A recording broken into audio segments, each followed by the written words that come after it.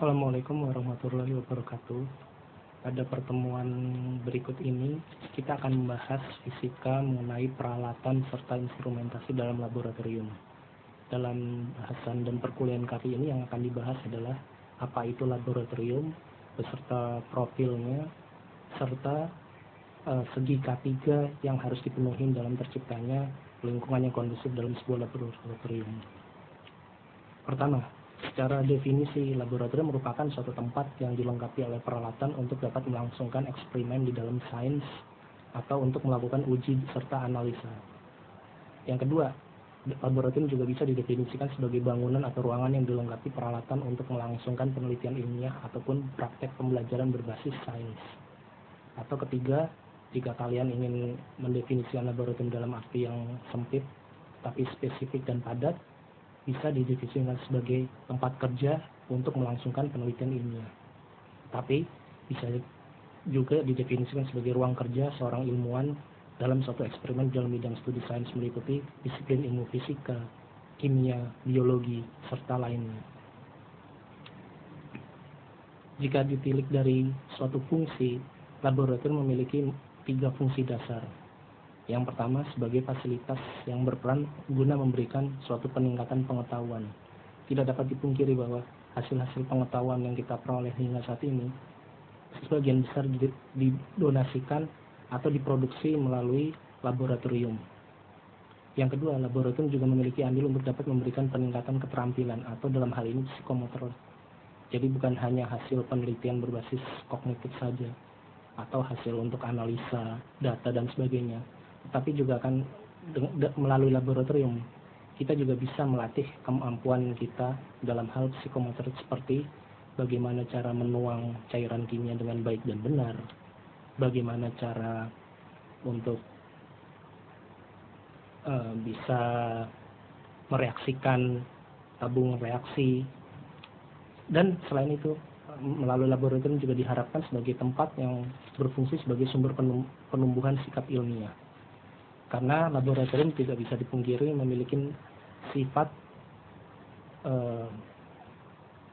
scientific attitude. Buktinya adalah di laboratorium kita diharuskan spesifik, detail, serta cermat.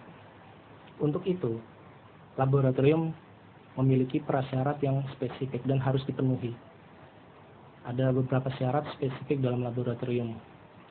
Yang pertama, laboratorium memiliki dimensi atau tinggi langit-langit minimal 4 meter, alangkah lebih bagusnya lagi di atas 4 meter. Yang kedua, untuk menumbuhkan sifat dan tumbuh kembang secara saintifik, tidak bisa dipungkiri bahwa laboratorium harus dibatasi jumlah orang yang ada. Laboratorium tidak bisa dipenuhi oleh orang dengan di atas 40 orang. Jadi jumlah orang maksimum dalam laboratorium adalah 40 orang secara maksimal. Idealnya seperti itu. Lalu yang ketiga, laboratorium juga diharapkan alangkah bagusnya wajib untuk memiliki beberapa fasilitas penunjang sebagai berikut, yaitu adanya alat dan bahan seperti percobaan untuk laboratorium kimia, laboratorium fisika, biologi, dan sebagainya. Lalu diharapkan laboratorium memiliki ruang penyimpanan alat dan bahan, ruang khusus seperti adanya ruang asam, ruang gelap, ruang steril, ruang timbang, dan lain-lain sebagainya. Serta diharapkan juga memiliki ruang persiapan dan sumber air dan sumber gas untuk menunjang proses dalam laboratorium. Berikutnya adalah yang tidak kalah penting adalah bagaimana aspek K3 keamanan dan keselamatan kerja dalam laboratorium. Seperti sudah dijelaskan sebelumnya bahwa laboratorium memiliki sifat yang sangat sensitif untuk peningkatan saintifik. Oleh karena itu, laboratorium biasa memiliki bahan-bahan yang cukup sensitif dan cenderung berbahaya.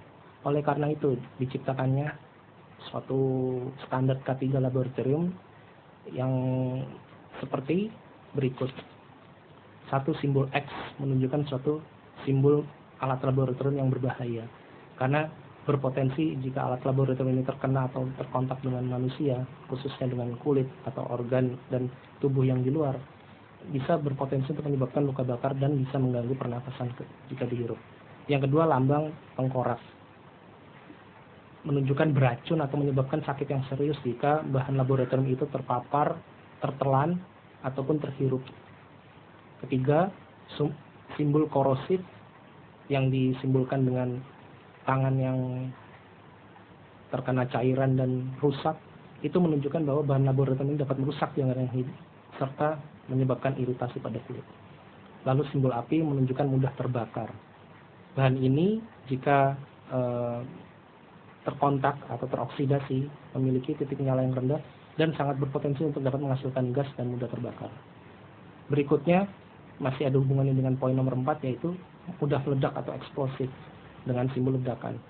Senyawa ini lebih berbahaya daripada simbol nomor 4 tadi, karena dari senyawa laboratorium ini dengan adanya panas, percikan bunga api, guncangan atau gesekan, maka akan dapat menimbulkan ledakan dan efeknya cukup fatal. Yang terakhir adalah bahan oksidator. Bahan ini secara umum tidak berbahaya, tetapi jika terkontak atau terhubung dengan panas atau terhubung dengan bahan organik lain, dia akan bisa menyebabkan adanya peristiwa oksidasi. Dalam hal ini, oksidasi sangat berpotensi untuk menyebabkan kebakaran dan juga ledakan. Ya, sekian presentasi dari saya. Untuk kalian para peserta mata kuliah fisika untuk modul 3 ini, saya memiliki beberapa soal untuk kalian kerjakan. Jadi kalian buka slide tadi, soal-soal dikerjakan dan ditulis dalam Microsoft Word. Jika untuk soal hitungan, kalian harus jawab dengan lengkap sesuai dengan format diketahui, ditanyakan, jawab. Dan jangan lupa tuliskan sumber pustakanya. Soal nomor 1, sebutkan masing-masing 3 macam peralatan laboratorium yang kalian temui yang terbuat dari bahan gelas, logam, serta peralatan yang menggunakan listrik. Lalu nomor 2, untuk soal nomor 1 tadi di atas, jelaskan fungsi utamanya masing-masing. Ketiga, kalian pilih salah satu macam peralatan di laboratorium, lalu kalian tuliskan protokol pemeliharaannya. Kalian bisa cari melalui internet atau dari buku serta artikel ilmiah yang terkait. Lalu nomor 4, jelaskan maksud 4 macam simbol laboratorium berikut. Yang pertama adalah gambar tikus, kedua gambar permukaan yang tajam, ketiga gambar botol kimia, dan yang keempat simbol tertentu yang bisa kalian lihat dari file. Sekian dan terima kasih. Assalamualaikum warahmatullahi wabarakatuh.